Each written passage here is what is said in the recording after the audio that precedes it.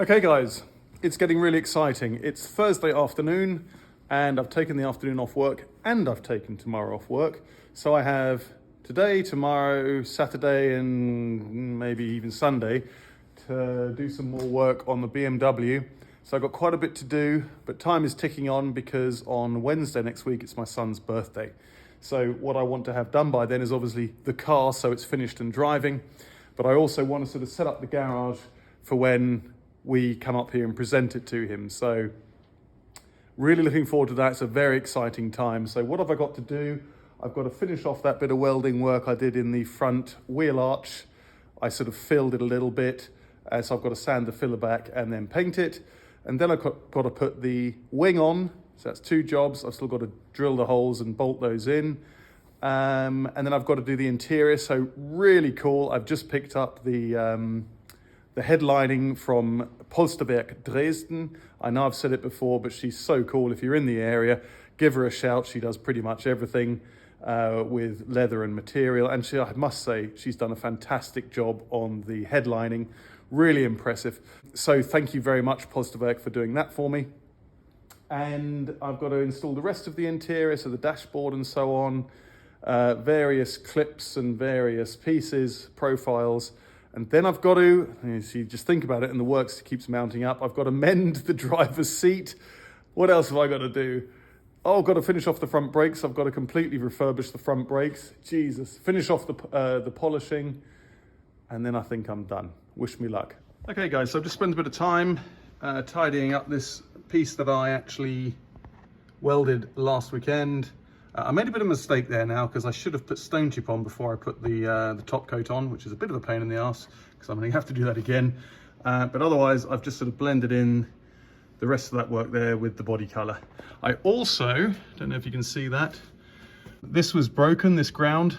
So I put a new connector on there and I've also put a new stud in here.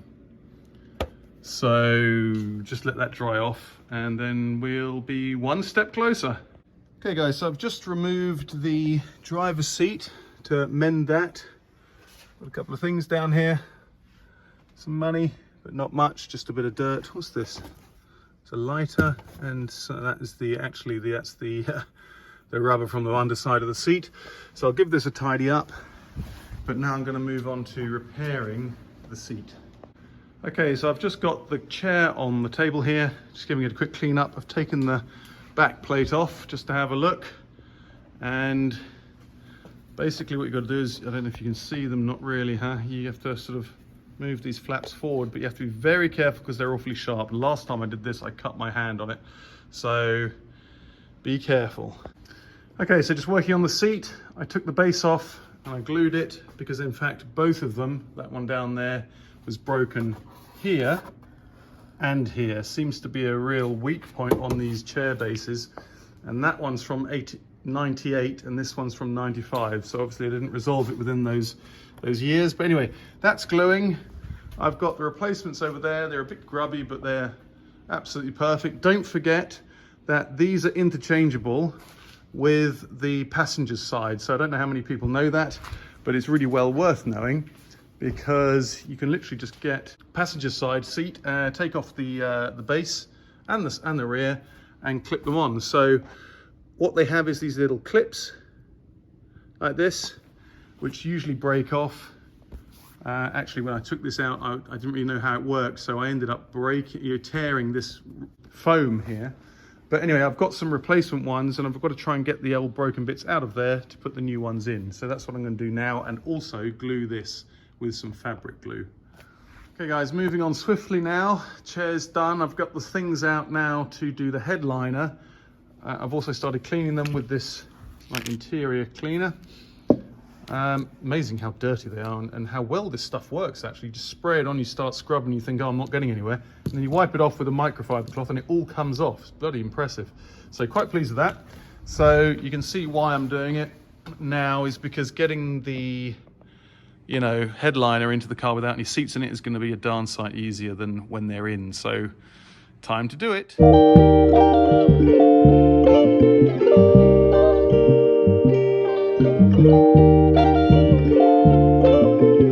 Okay guys, after quite a lot of bother, and messing around and really nearly sticking the screwdriver through the new headlining. I saw a video years ago of Ronald Finger, who was redoing a Fiero, and he did exactly that. He put his screwdriver straight through the new headlining, and I can tell you it's easily done. I almost did it 3 times. Just be really careful. So anyway, it's in, it's looking fantastic, and now I'm going to put the rest of the interior in. Okay guys, learn from my mistakes. At the back here, along the top edge of the rear windscreen, there's a lip which the headlining has to push into and then pull forward, and it hangs in there, and I didn't realize that. So having just fitted it in its entirety, I have to take it off again. Okay guys, quick update. I've put the sills on, I've put the seals on, I've put these parts on in here, both sides over there. I'm putting the center console back in. I've put the A pillar, B pillar, God knows what pillar things on. And I've been cleaning stuff as I go. So it's getting late, but I've got tons to do, so I'm going to carry on. So I've been up at the garage all day, and I've been installing the interior, and I've also been polishing the car. So this is the last bit of tape that I'm going to take off, and then I'm going to hand polish it with a microfiber.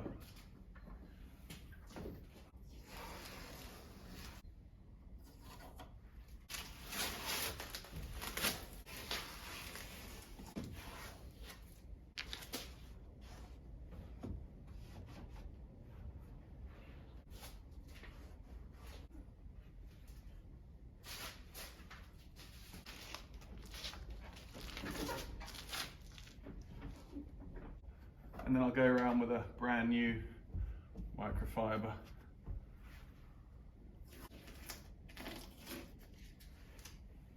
But this will just give you an idea of what it will look like when it's all completely polished.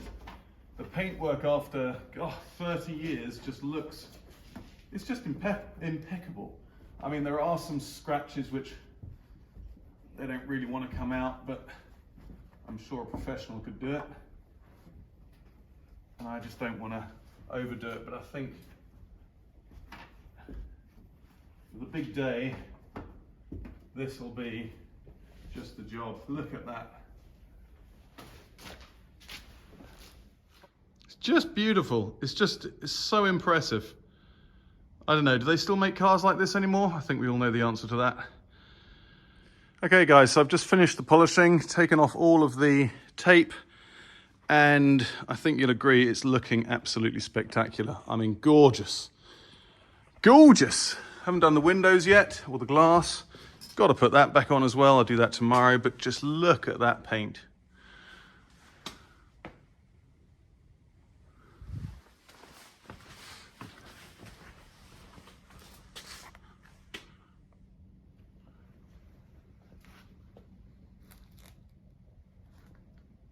It's just beautiful. Can't get over how beautiful it is. I've never polished a car like this before, never bothered. But I will definitely do it to the Porsche. Okay guys, back up at the garage today. It's a Saturday, so I've literally got tomorrow and I've got the day off on his birthday on the 7th, which is the Wednesday, just to do the final things. So the final things aren't small by any means. Yesterday you saw I got the car completely finished and polished. What I've got to do is I've got to fit the right-hand wing, and I've got to put all of the wheel well covers back in, but I've really got to do the brakes, the front brakes. So the calipers, one of them I cleaned up like end of last year, but that's gone immediately rusty again. So what I'm going to do is I'm going to try and, well, I'm going to get the sandblaster out. It's a crap sandblaster in all essence, but I'm going to give it a go because I've got to get those painted and refurbished because I've got all the new parts for it done today. Wish me luck. Okay, so here are the calipers, brackets as well. So this is the one I cleaned up in October, I think it was.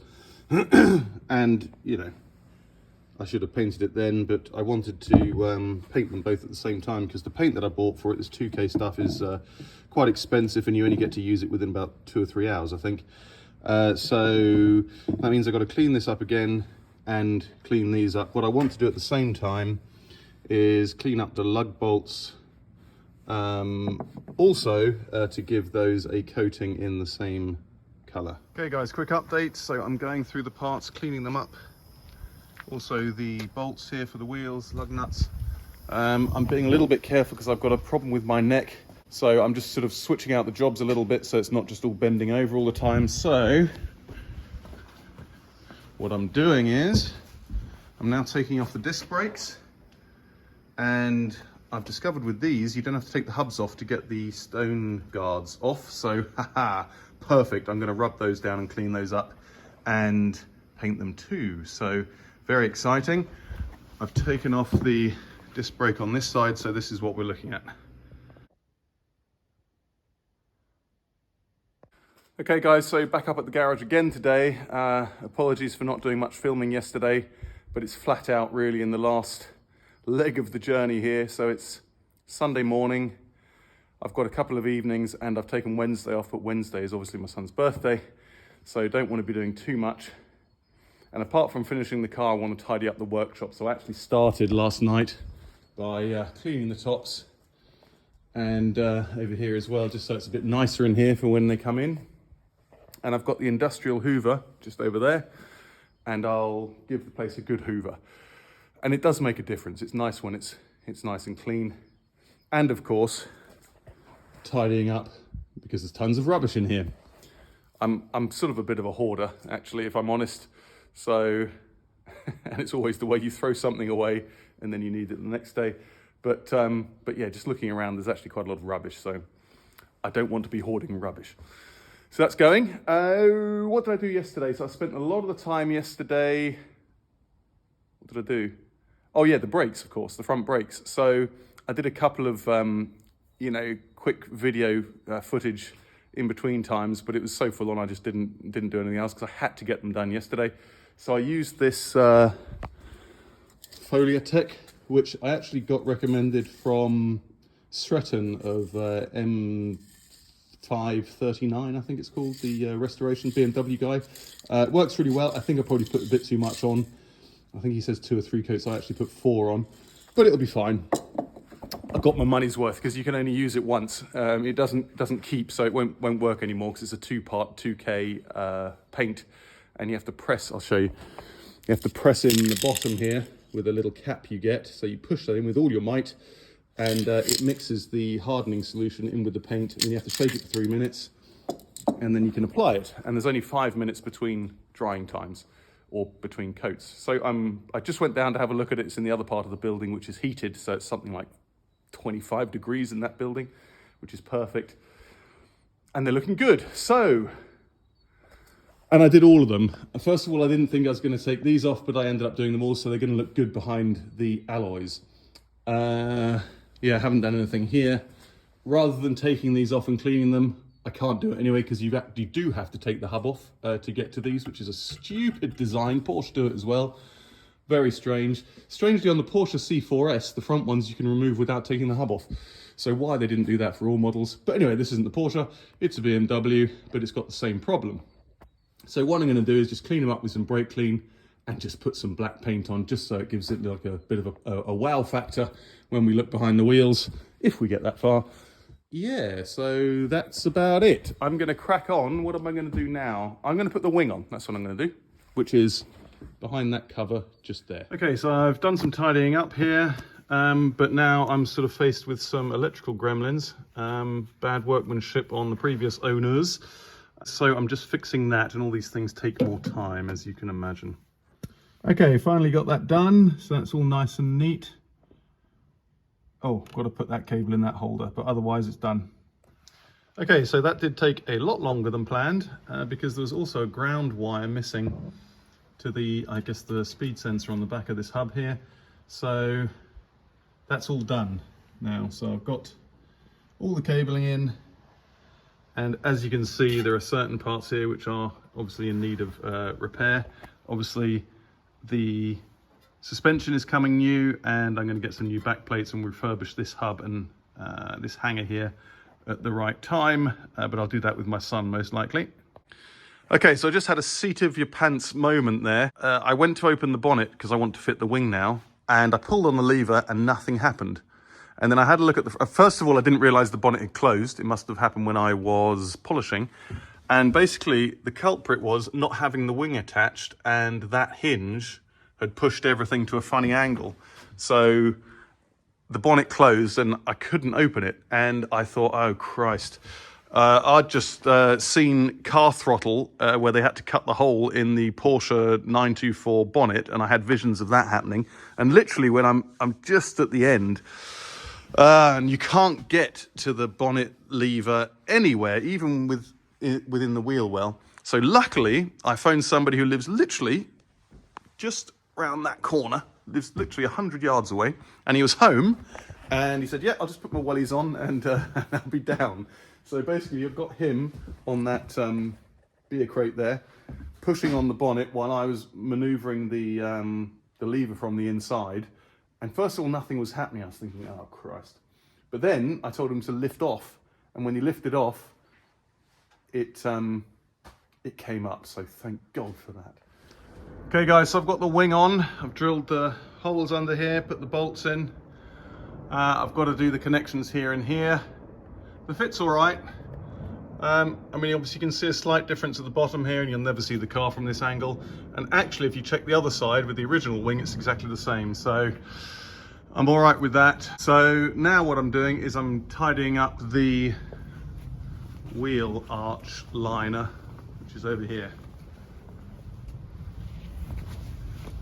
Looking pretty scabby. So I've just finished off all of the wheel liners. It took a lot longer than I expected.